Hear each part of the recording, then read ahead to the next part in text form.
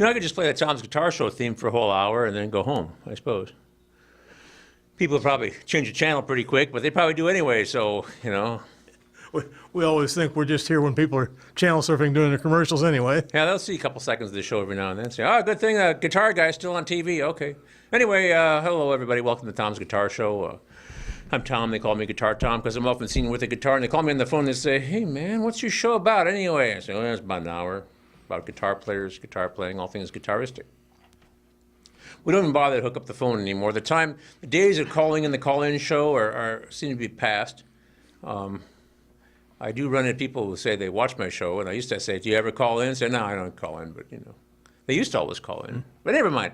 Anyway, so it's a show about guitar players, guitar playing, all things guitaristic. If you want to know about some question, like you could accost me in Hy-Vee like people do and ask me these questions about playing the guitar, the care and feeding of your guitar, what to play on your guitar, what kind of guitar is right for you. You want to talk about a related topic like the guitarrón, the guitarras, sitars, luts, uds, vihuelas, banjos, balalaikas, bazookies, bajos, sextos, bandurias, bandolins, mandolins, chitoles. Did I always say luts, uds, and vihuelas? I probably did. I don't know, man. Banjos, anything with frets on it, man. Shamisen, I don't care. Pipe organs, piccolos, clarinets and clavinets, harmoniums, harpsichords and harmonicas, trombones and trombomarinas, cornetos and crumhorns, quartholts. Calliopes. Calliopes, there we go. Anything you can make music on is cool, man. Didgeridoos, or dulcimers. Dulcimers, dobros, and didgeridoos. That's right, okay, yeah. And sax and violins on television, I don't care, man. Saxophones and sackbuts. I mean, we could talk about politics, world events, your own personality problems, whatever.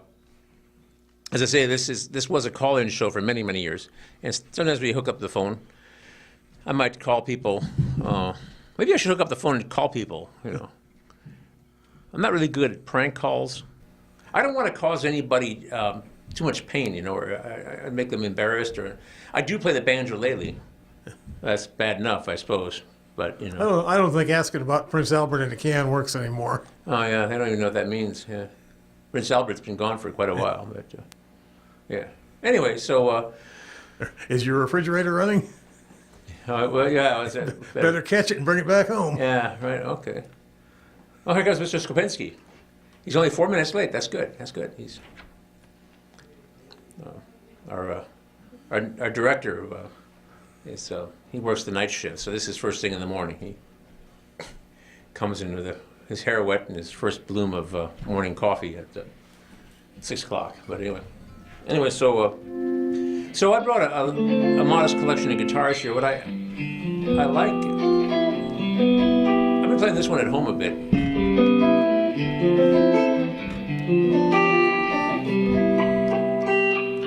I've had this on the show before, ever since I got it. I've got it a few years ago. Had a kind of a closeout special. It'd been, I think it'd been like in the West Music's Atumwa store or something, and it'd been on the inventory too long, and they gave me a really super good deal, and I didn't want it. It looks like a brown, like the brown M&M, you know, in my monitor here, but it's really, you know, red, candy apple red. So this is an American special Stratocaster. It's made in Corona, California, in the Fender plant. It's not the like made down the coast in Mexico or anything. It's USA made, but it's their very cheapest, and it has a Texas special pickups in it. And yeah, we have that. That one is set for the. Yeah, okay. Yeah, he knows. He knows what he's doing, man. I'm sorry. I'm talking. Tom, sometimes I don't, so Yeah, I don't mind the reminder. Yeah, I always want people to tell me what I'm doing in case I. Anyway, so okay, say this is I think it's an alder body, I think, and it's of course maple neck. It's got a 70s style headstock and Texas special pickups. And I actually. Hard to believe you saw a guitar you didn't want. Well, I bought it, didn't I? Yeah, but you said you didn't want it. So I was at this music store. Well, it was West Music. It was like a couple of years ago, whatever. And I was wandering around. Oh, I had heard that they had a few deals there. So there was the closed door things. They invite you there, Yeah. and if you get there at the right time, they give you like a little coupon. You know, if you're one of the first ones in line. And I think I was here at some sort of board meeting, but we didn't have a quorum, so I left early or something like that. You know, And I went there, and I was like early in line. So I got first dibs on the potato chips, in the bowl there up front, and I got the coupon. So I wandered around. I went directly to the electric guitars, and I saw this one with a ridiculously good price on it, considering what they usually. So I took it and I wanted it, and I picked it up. I plugged it into something. I fooled around with it, and then I went around and looked for some other things, some discounted cables and some other little things, doodads that I might want. They were in big big buckets. But I kept holding on to this thing, and I never let it go. And then eventually, I just I don't think I had any money, but I had a credit card. I don't know, something like that, some deal like that. So I bought it along with a few little doodads, cables and things. So that's my story. So I've had it ever since. I have other things. I don't play it that much, but I've been looking at it, hanging on the wall, thinking, I do kind of like this guitar. The red and white is kind of too cheerful for me usually. Also, it's my high school colors. Probably just looks too rock and roll. Something like that. So, Mark Knopfler has a red and white Stratocaster, and it was, he said when he was a kid he didn't have any money, and he saw one in the shop window. He really wanted that. Yeah. Heard him interviewed. He was sitting next to his red Strat. Yeah. So how many guitar players does it take to screw in a light bulb? 100. 101. One to do it, and 100 to say, I could do that. Right. So I was watching this little documentary on from British television about Mark Knopfler sitting there with his guitars, and he was sitting next to the. So I was like, well, I can do that, but also I got one of those. So anyway, I know that's my thing. Okay, I'm going to play something on it before I get on with my life here.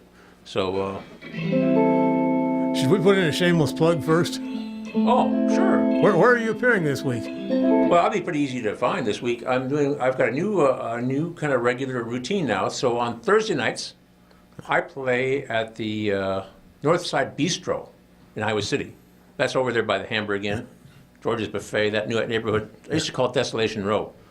And right there on the corner of North Lynn and Market Streets in Iowa City. I'll be there. I start at 6, actually. I get there on time and start at 6 because I don't have the same relationship I do with the Tuscan Moon, where I'm usually half an hour late. But anyway, 6 until 9.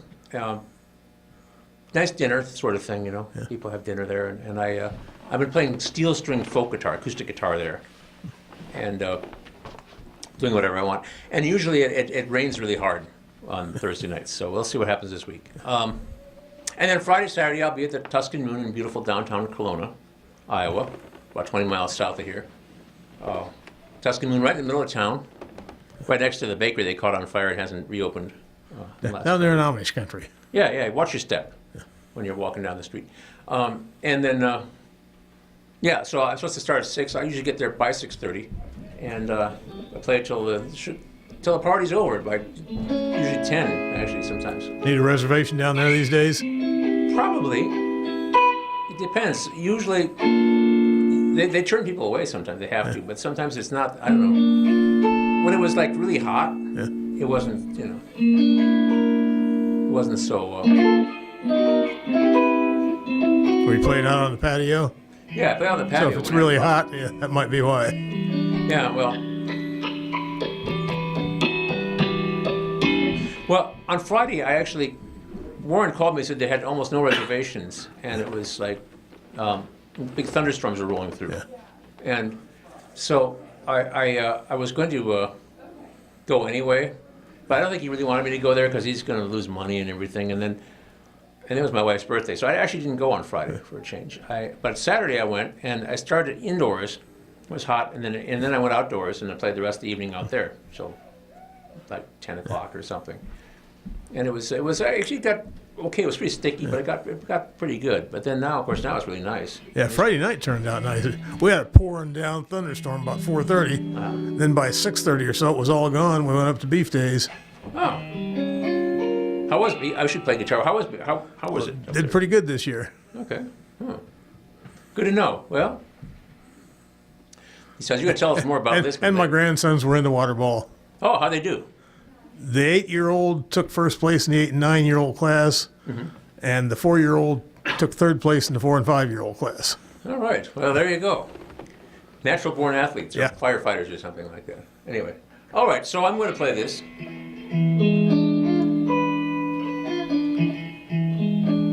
Come to think of it, since we're talking about the Tuscan moon.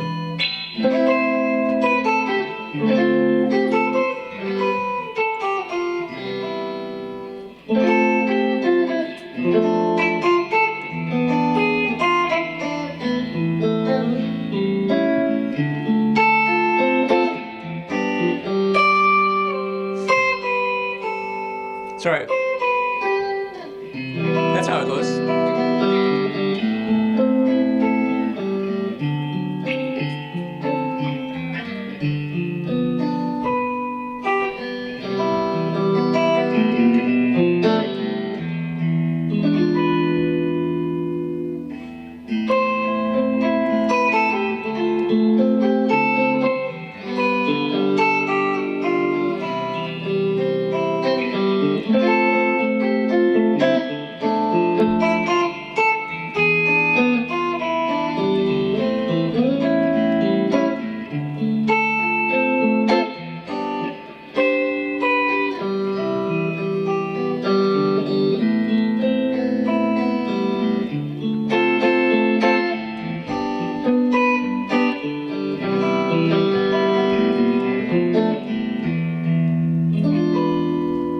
So this chord, I think I might have mentioned it on this show before, maybe last year.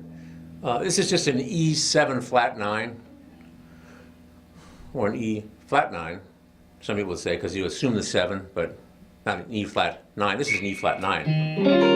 This is an E7 flat 9. Think about this note here. See, because the octave is E. So if I put an F natural in this chord, to me it sets up this longing. Say, oh please, please get on to the next thing. And see what I mean? Oh, wow. Wow, look at that.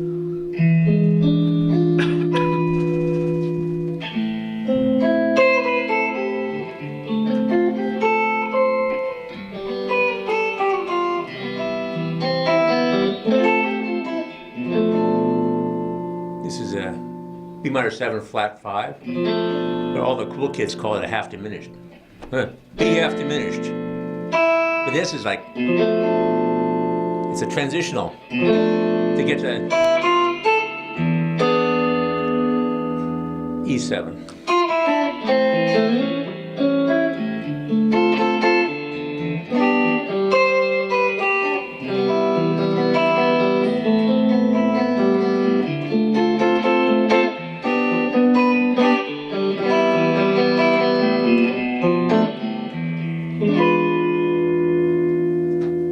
Leave them hanging until next week. Waiting for that other shoe to drop. Yeah. A lot of people don't know about that one, about the waiting for the other shoe to drop. My grandfather explained it to me when I was a little kid, and I think he died when I was like 6 or 7 years old, maybe 7. And so I knew about it, then. Guy in the hotel, is going to bed, and he hears the guy above him, and he hears his shoe thump drop on the floor.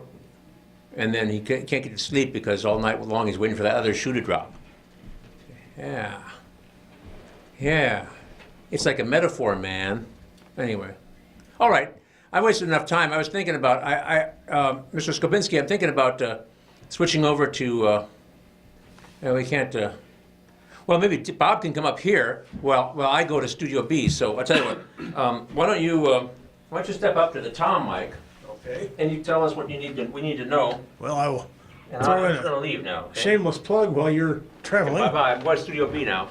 Whilst up at Soul and Beef Days this week, the Lisbon truck came by throwing out little packets of sauerkraut to let us know that August the 10th through the 12th is Sauerkraut Days in Solon. So if you like Iowa small town festivals, Lisbon, August 10th to the 12th. And Tom is in Studio B, so I'll step off camera. Okay. That was something important we had to know about, I think. Sauerkraut days, that what could be more like Iowan than that, you know? Maybe pork days or corn days? Yeah, Maybe more yeah, sweet corn, pork, yeah. But Yeah. I agree, it's important to know about sauerkraut days, and I encourage everyone to go to Lisbon for that. And thank you for having me on your show, Tom. Yeah, this is Christopher Eck is how you spell it. Is that how you say it? You do, it's like heck without the H. I can say that on TV, right? Yeah, you can say heck. We try to keep it clean, though. This is a family show. And I just wanted to tell you that, if we, during this interview, I know you're a guitar player also. So. Absolutely. Guitar is my first and forever love, I would have to say. Yeah. Well, I'm kind of fond of it myself. Yeah. I have a modest collection. Hey, you do all right on it too, Tom. Yeah. Well, I know a few notes. I actually know all the notes. Trying to get them in the right order has been always the challenge. But yeah. So how long have you been playing guitar anyway? Well, my first experience with guitar was at about age 5 when my godparents gave me a Mickey Mouse guitar. I think it would be what people in the industry refer to as a guitar-shaped object. Not really. It wasn't the kind where you turn the crank and it plays Pop Goes the Weasel or something? No, Okay. it actually had strings and frets, sort of, but they were very stretchy and plasticky. And that's when I first interacted with a guitar-shaped object, and it lasted about a week or two in my house. I left it on the floor, and my sister stepped on it. I use this as a cautionary tale for many people now. Always put your guitar up somewhere safe. So then many, many years later, maybe at age 12, I got a real guitar. My dad purchased one for me at an auction, and I started to study in earnest, mostly independently. But he who is self-taught as a fool for a teacher, right? It's true. I've been told I'm not supposed to say that anymore, but my wife doesn't watch this show anyway, so it's all right. Well, Okay. no one's really self-taught. I mean, everybody finds their own path, of course, but everybody has influences. And I remember finding players in the community I lived in, which was Carthage, Missouri, southern Missouri. Players on the street, or players who were my friends' dads who were playing in the bars, and watching them and idolizing them and learning House of the Rising Sun. It wasn't strictly independent. Of course, it was pre-internet, so I didn't have all the YouTube videos to help me out, but I did okay. And lead you astray at the same time, so. Yeah, right. So they call them Carthaginians down there? Yes, they do. Yeah.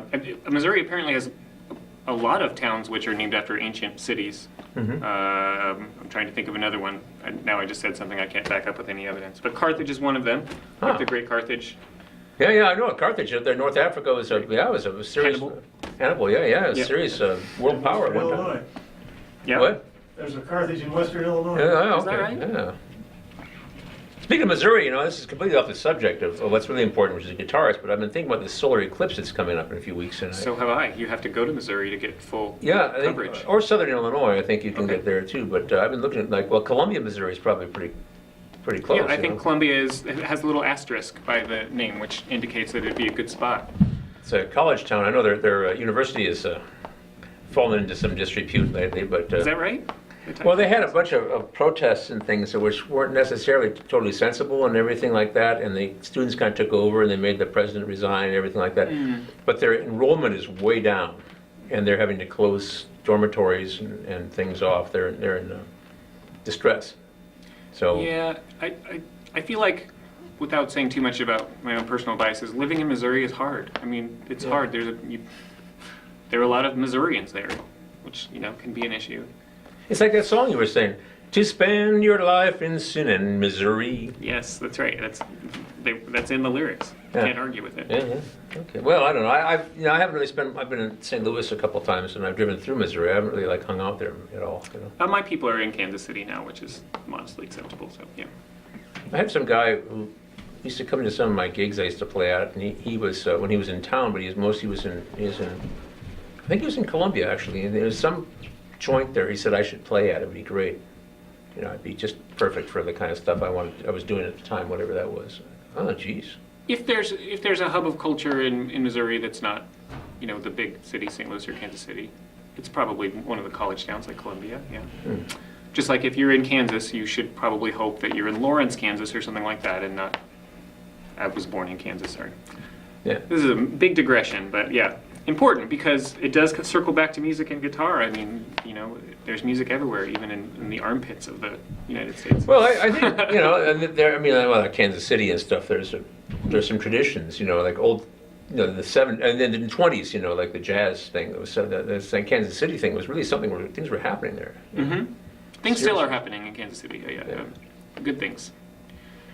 There's some place I used to play in Omaha quite a bit, and it was sort of like on a circuit. So it was like a more western circuit, and kind of between Minnesota and a little bit maybe Sioux Falls or something like that, or something maybe like, and then all the way down to Kansas City. And there's this sort of like some sort of folky type. It's like the Lewis and Clark Trail for musicians. Something like that, parts of it, yeah. So, but I used to play this one place, and people who were frequent said, "Oh, you should try this place in Kansas City," and they gave me somebody's name and stuff, and I almost, because I think I had a niece who was living there at the time, and I thought I could go hang out down there, I suppose, but it's a little bit farther. It's a little bit farther than Omaha, I think, and Omaha's pretty far. Yeah, it is a little further. Omaha is 4 hours. Kansas City's a little over five-ish probably. Yeah. Yeah. So, anyway. Yeah, you go there. Go there if there are people you love there, and then you will find good music there. I mean, there's amazing jazz in Kansas City and amazing street music, and like anywhere where there are a lot of people, there's a vibrant culture. It just happens to be mostly in Missouri, so you have that little, handicap going for it. But Well, the other part of it's in Kansas, so. right, that's another issue. So anyway, here I am talking like this, and now I'm from Iowa. Only See, nominally. I'm an honored guest. That's wonderful. Thank you. I'm Yeah. honored to be here. I've been Oh, a yeah, long look at time that. Yeah. fan Oh, of oh your yeah, show. you're the education director of West Music. Yeah. I am. That's true. That's So- my day job. So what's that all about, man? Well, at West Music, we offer music lessons in every category. We partner with musicians from the community to teach in every category, experts in their field. So my job is to coordinate space and scheduling for the teachers and to do community outreach, which helps to spread the good word of music education. We have about, just at the Coralville location, 600 or 700 students. So about half of them are young piano students, so that's a lot of our bread and butter. But every category, and I myself have spent a lot of my professional life as a guitar teacher, so do a lot with the fretted strings community through West Music, group guitar classes, group ukulele classes. Well, I know about the group guitar classes because I've taught a few out there actually. Yeah, they've been fun. We need to do that again. Yeah, well, I do it. I'm just looking for my next thrill. I want to have like an adventure, and teaching a guitar class. Working with beginners can be an adventure, and you have that sort of need to balance the inspiration you provide with the discipline that they provide, and that can be an adventure, right? Yeah. You and I have talked about this quite a bit, actually, because there's sort of a myth in the world that playing guitar is easy, or it's like an easy, not serious instrument. That modern music has sort of colored guitar that way, but the reality is guitar takes a lot of discipline and attention and physical training, and so people don't realize that all the time. And so having someone who has gone through I don't know how many decades you've played guitar, but has that experience is really valuable to beginners. Well, I think it helps to have a teacher who's like way ahead of you. And I'm aware of teachers who are not that far ahead of their students, and actually the students get ahead of them. I've inherited students from those, especially there's a kind of a student, and it's like usually like a first generation American kid whose parents are part of the brain drain from some other country, and they're kind of pushy. And so the kid, has really strong study habits or something like that. And you also assume both the parents are real smart too, so the kid maybe gets inherited some of that. So you have this kind of student, and of course the parents are very picky. And, Yes. and sometimes I end up with these students who maybe were, wanted to take guitar, and they were a little disappointed, and then They want to know the progress. They want to know the product of their work and Right. see the progress. And So, the classical guitar thing, for me helps quite a bit because it's very disciplined and it's Yes. not that easy to do. Which is when you talk about more difficult kind of guitar playing. Classical guitar is, oh, it's the pinnacle. Yeah, fingerstyle and classical guitar. That's if you want to do the top-notch athletic stuff, that's where it's going to be. I think. Yeah. Some jazz might categorize. jazz too. Yeah. I was driving over here and listening to the classical station on my car radio, and there was some sort of a guitar concerto. I don't know what it was. It was wild. They had all the strings and horns, but it had a lot of percussion stuff. And it was like all over the place. And it was like, wow, that's cool. And, Bob knows the joke about how many guitar players it takes to screw in a light bulb, 101, one to screw it in, and 100 more to say it. Right. I can do that, but, so, can I do that? Yeah, it's worked pretty darn hard if I'm going to try to play that, but... Yeah, it's a double-edged sword. I mean, you can't shake a stick without finding someone who's in love with guitar, and then there's the competitive aspect of it, but there's also the community aspect of it, and you can gain a lot from just being around other guitarists, regardless of their level compared to you. I think you can gain a lot from just being around other musicians because Right. they spend their time expressing themselves through music, and you can have some osmosis about the process and the tactics that let that happen. Guitar, you speak of hearing it in an ensemble on the radio. I mean, it's probably the world's most versatile instrument, with the possible exception of piano. It can interact well with everything. Yeah. And I think about these really traditional partnerships, like guitar and flute, and the tradition of that, or any number of. Certainly guitar and voice. Yes, of course, yeah. And I do guitar. I have mandolin students, and I've been doing mandolin. Actually, I've been playing my mandolin longer than guitar, but not as many hours on it. And I have had, mandolin students, and we do some interesting stuff from Brazil. So I was at the card dealer getting my oil changed. You see, and they have this big TV and this like daytime TV, and like these kind of talk shows.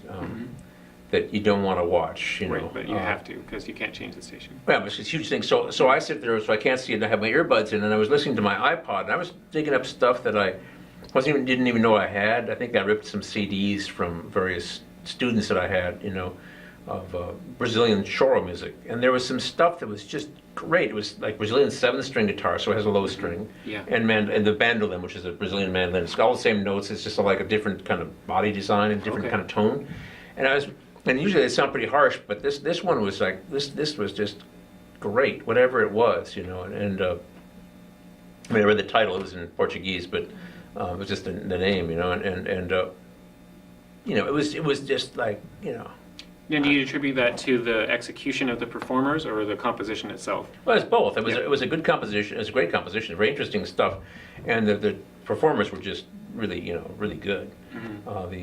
The guitar player was really taking advantage of the low bass, slap, and then the mandolin player was like, I mean, I'm aware. I used to have a 7-string guitar. Now I have an 8 and a 10-string guitar, so I'm being a megalomaniac. But Yeah. I mean, I've played Brazilian 7-string guitar, and I've played choro music, on the mandolin for years, and I know what this vocabulary basically. I don't really speak Portuguese, but I do it. I mean, but I'm not like these guys. I mean, these guys are like, this is their, Your blood, yeah. they're the real thing, So tell me, if it's okay to digress a little bit, and you get me on track whenever you want to, tell me the different, well, you talk about the multiple string guitars of South America. They're tuned differently than like the Russian 10-string guitars and things Well, the like Russian that. 7-string guitar is Section- tuned in open G. Okay, they're more open tuned. Yeah, so the Brazilian guitar has a low B or A yeah. string. That makes sense. And so it's usually, a lot of times it's open A, but it depends. And then you tune it differently for different songs, but yeah, so it's different. And then of course, yeah. there are Versatility. 5-string guitars and things like that, and Yeah. cavaquinhos, which look like ukuleles, but they have metal strings, and they're either tuned like a mandolin or like a plectrum banjo at a higher pitch. It's like and then there's another tuning too, but like plectrum banjo with the 5th fret. Like a 5-string banjo without the 5th string with a capo on the 5th fret. It's like, Oh, it's okay. Interesting. Yeah. So yeah, and I think there are a couple other tunings that I've. Well, that's kind of what I mean about the versatility too. Like guitar can become whatever you want it to become, and which allows you to control the sound in a way that is infinite, really. Yeah. Of course, the frets are stopping the notes, so you're stuck in a single string. Oh, you can get a chromatic snap-on system, fingerboard that has frets that are different angles and stuff like that, and Right. you can get a fretless guitar, and you can get ones with different frets in different places. You can and play altogether. microtones by bending the strings as well. That's that too. That's Yep. what I'll probably be doing on my maple neck here in a little while. but Excellent. Yeah. Yeah. It's a big topic, man. It is. It's a huge topic, and it's a passion that I think many people should pursue more. People who are not necessarily just musicians. I think that everyone should be issued a guitar at birth, or maybe a ukulele, right? Yeah.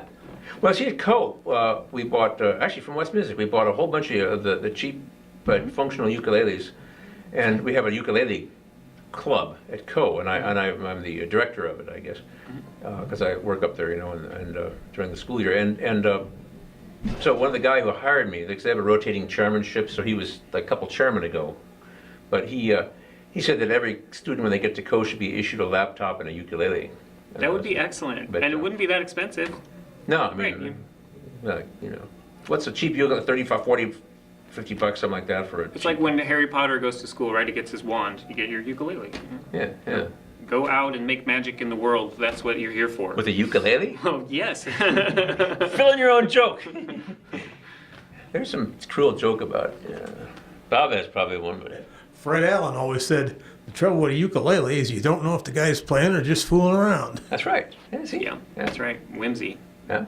Well, they're pretty silly, but anyway. And I will say, I have no right to judge anybody for what what they're into, because I play the banjo-lele, which is a banjo ukulele. Right. And I mean, how much worse can you get than that?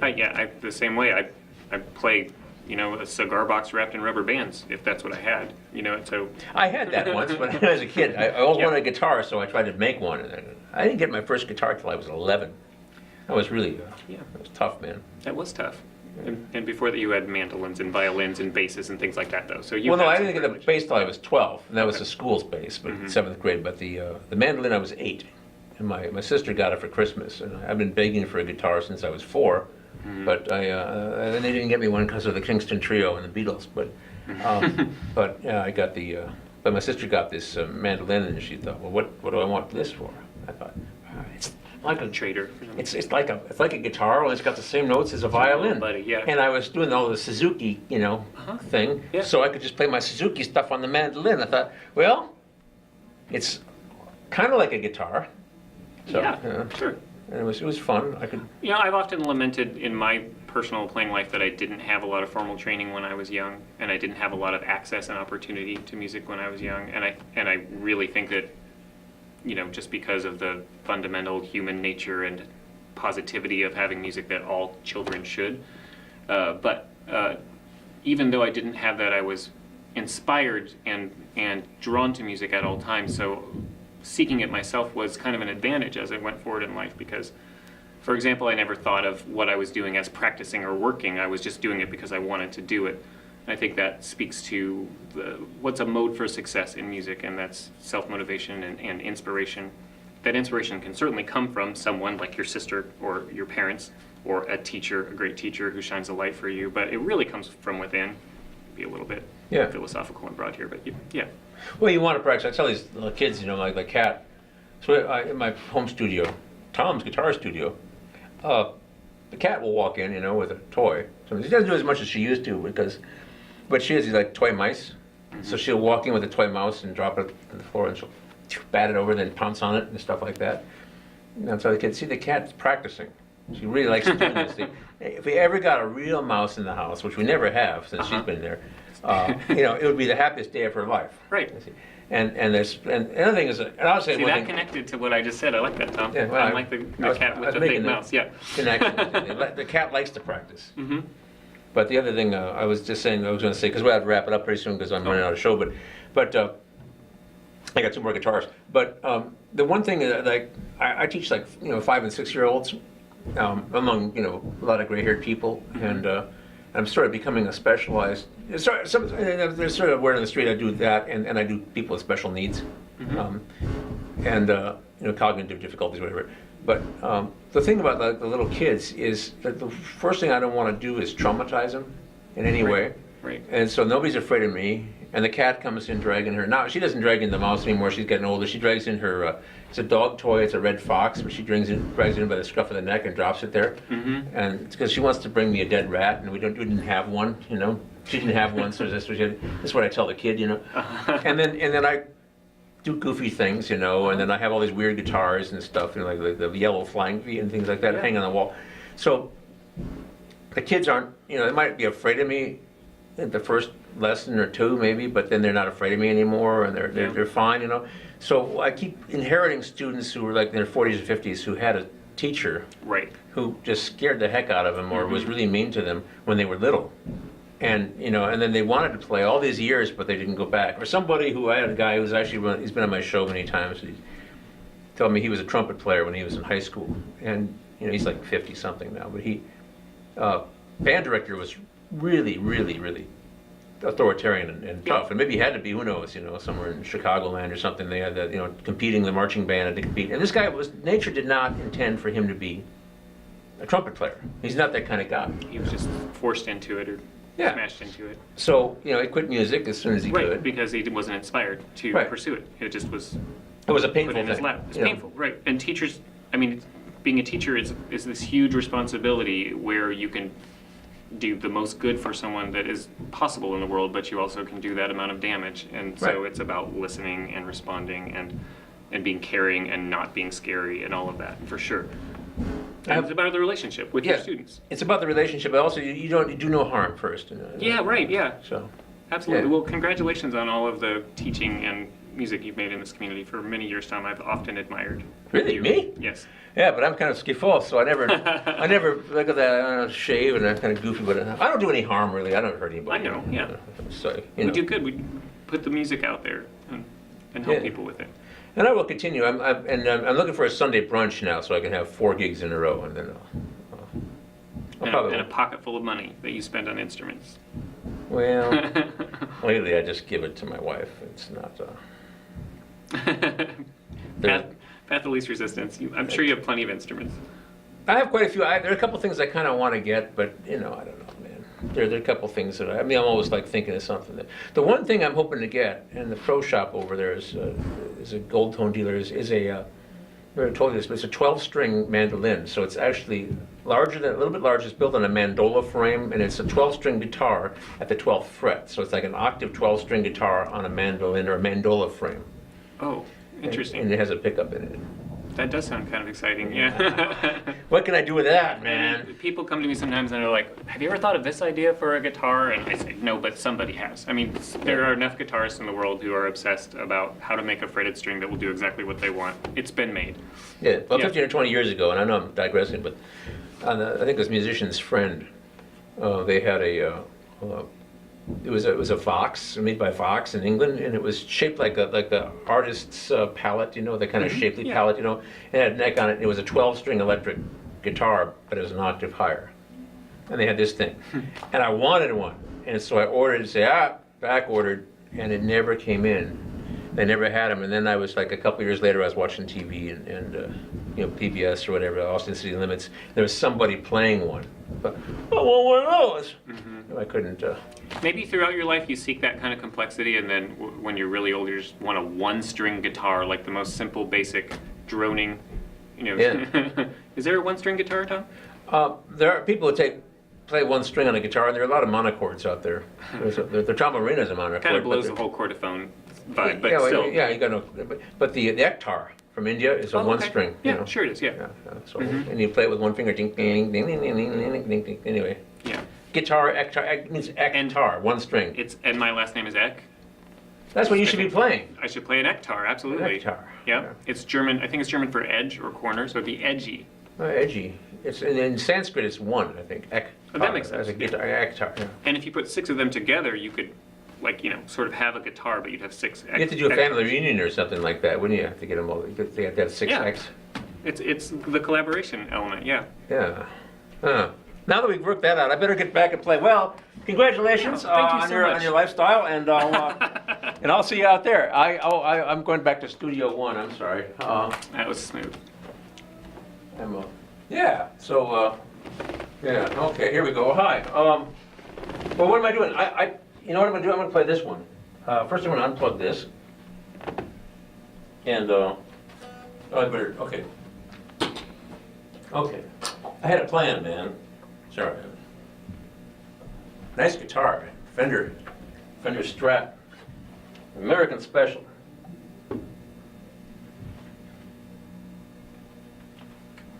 Every time I check the weather on my computer, guitar ads come up in the slide bar, because everybody, they know, whatever. If you clean your cache out every now and then, it won't do this as much. Yeah. I haven't figured out how to do that on the Google. Google Chrome. I have to go to some other place. I've got a a 2008 iMac. Pardon me, I'm using the tuner. I'm so ashamed. Let's see how this sounds without the. Yeah, it's humming a little bit. So I have the Smart Gate.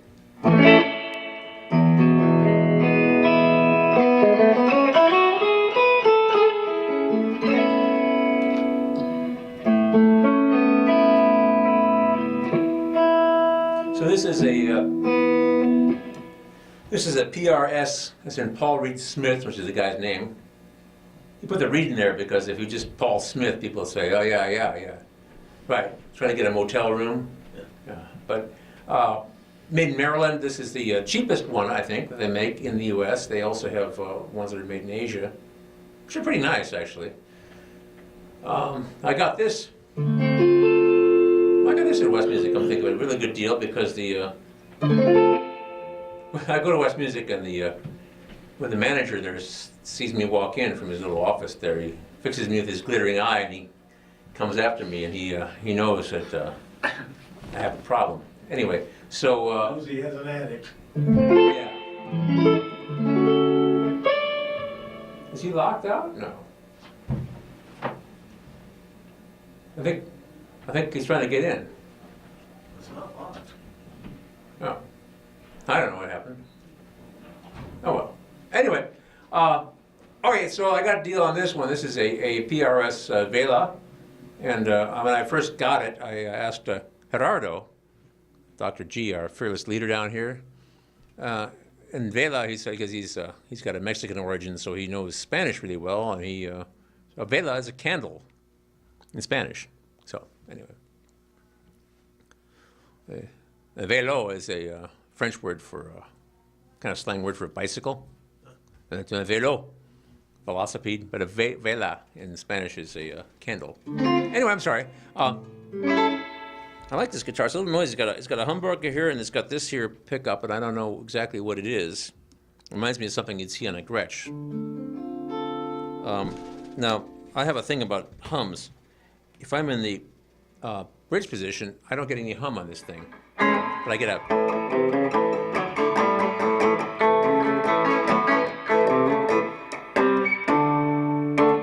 I don't play like that very much. I want to play more like a. So this way,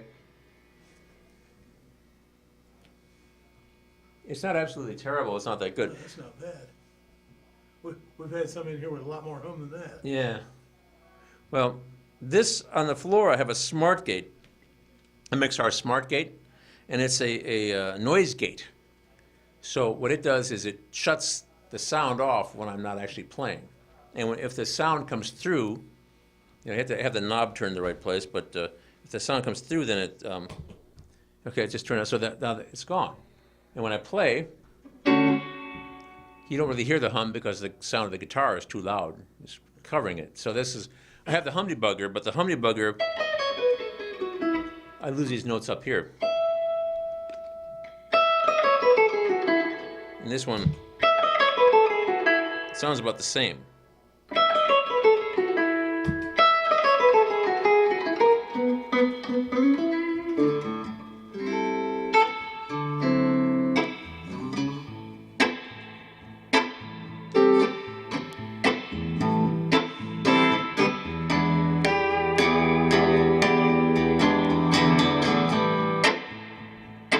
What have I done?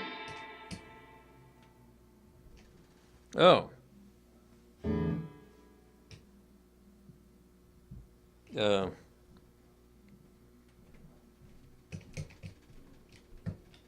Maybe I'm running out of battery juice in this thing. Hang on. I'm sorry. I was going to try to make a loop, but now my Smart Gate's gone crazy on me. I don't even know why. Yeah, but it's not so smart. This is that Jam Man.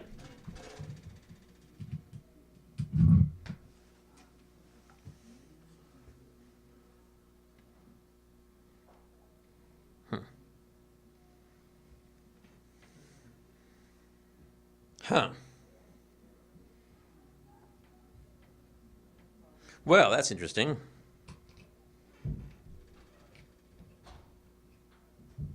Oh, I'm sorry, I was going to play something, but now I'm not because.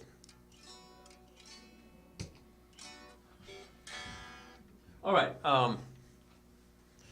Okay. Life is full of sadness. Can we look for a 9-volt or something? Yeah, I suppose, or I can just give it up. That's how much show left. I need a screwdriver anyway to get it in there. Oh, yeah, every time I get fixed, it's gonna be good. All right, I'm just gonna live.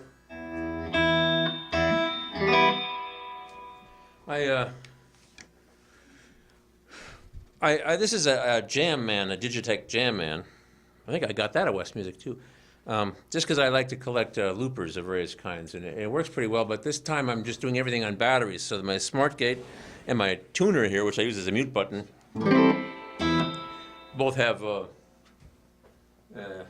Everything has batteries in it, but for some reason it's the Jam Man is flashing at me, and I'm assuming it doesn't have enough juice. So I'm gonna have to play guitar solos.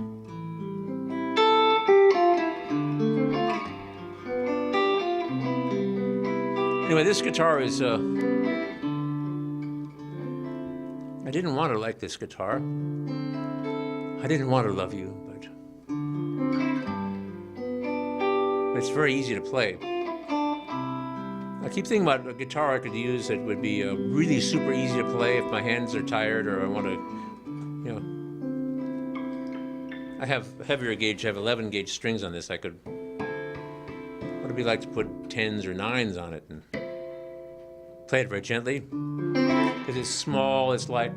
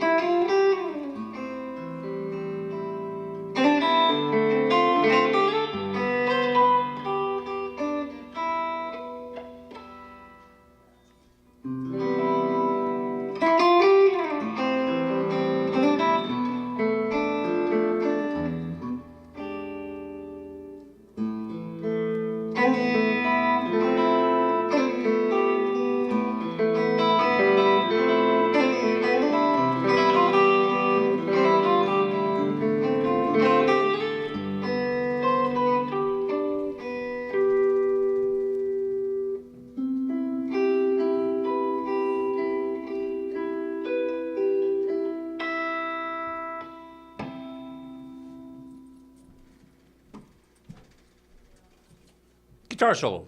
That's one of my love songs I wrote when I was still in my 20s, I think. So I used to do stuff like that.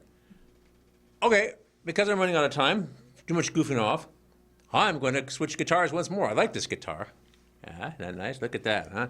Ooh. And the neck, it's got this the same kind of sparkly blue finish on the neck. It's real slick, easy to hold. It looks kind of rock and roll, I guess. I don't know, man.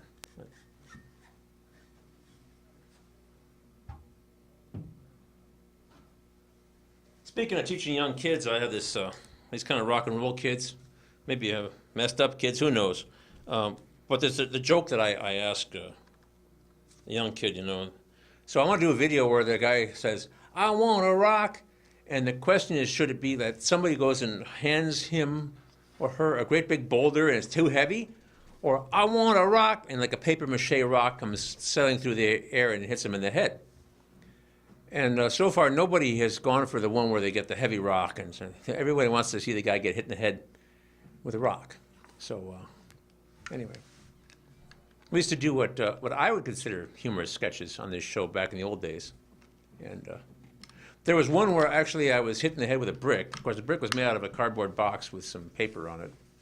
But the idea was it was supposed to, the joke was you can't throw a brick without hitting a guitar player in this town.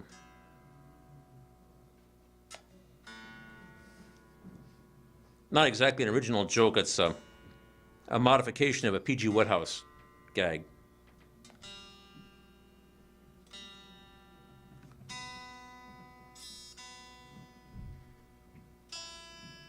All right, this guitar is is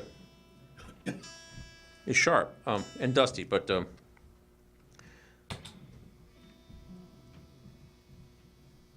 it's pretty bad. But listen to this. That's not too bad. Well, that's bad. All right. Okay, this guitar is a Fender Telecaster, an American Special. And I have two of these. I have this one, and I have the yellow one with a maple neck, which was my favorite, and sort of is, because it's like quintessential, like butterscotch or blonde, vintage blonde maple neck Telecaster. That's the kind of look like they've been looking since the 50s. I got this one on a whim. Same guitar with different fingerboard basically, and different color, but. And I kept thinking, well, I'll just trade it for something else, later. But I like the maple. I mean, the rosewood. I really like this guitar a lot.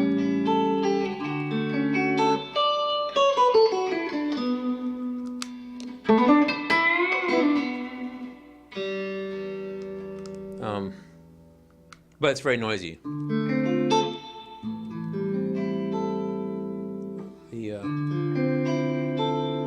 I'll tell you, that Stratocaster back there that I started the show with, I wasn't using noise reduction with it. It was actually fine if I just used, if you have two pickups engaged at the same time.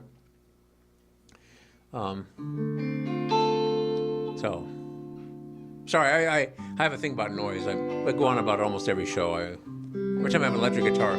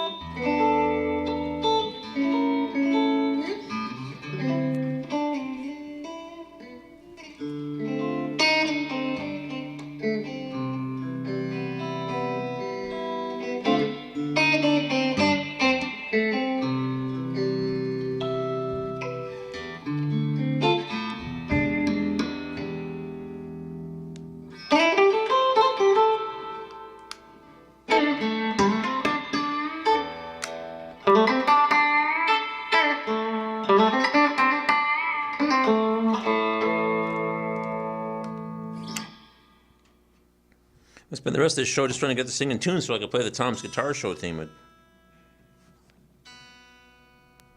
maybe my tuner's wrong. Oh boy, I go.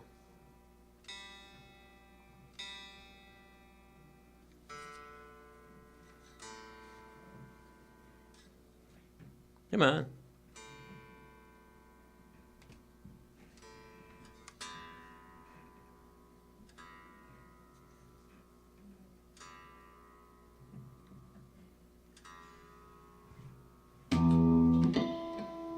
So, that means, Mr. Skopinski's giving me the peace sign. Peace, man. Or I'll have 2 minutes left. So, so I'll be at the Tuscan Moon this weekend. I'll be at the Northside Bistro on Thursday. It's kind of a new gig for me. I've already played there, I think, 3 times now. So I, more like a folk guitar thing there. I want to keep it different. I'll do different things, you know, like at the Tuscan Moon, I have been playing the Spanish guitar, which seems to work out pretty well inside. The guitar actually is from Spain. I've been playing, you know, like a, you know, gentle, some people call it gentle jazz, and then classical music and some bossa novas and little flamenco, rumba, things like that. But then this summer, it turns out that the best thing for me to do is to play outdoors with a big jazz box, big fat hollow body jazz guitar, and big fat hollow body jazz sound. And that seems to go over pretty well, so that's what I do at the Moon. But at the Bistro, I started out with my Spanish guitar, and nobody seemed to care. But I did the folk guitar, and now people seem to get into it. So I try to please. It's not only do I not want to be a jerk. I mean, sometimes I can't help it, I guess. But anyway, but it's good for business to be a, you know. Anyway, the show's about over, so I'll be back next week. I always come back.